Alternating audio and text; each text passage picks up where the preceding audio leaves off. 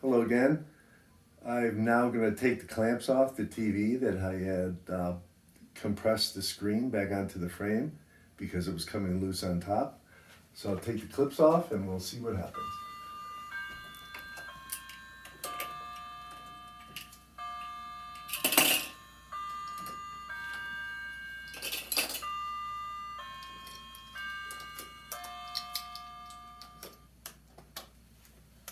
Okay, so the screen is now held on against the adhesive, and it's had a week to really attach itself well.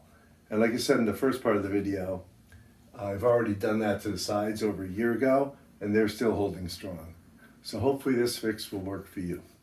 Thanks.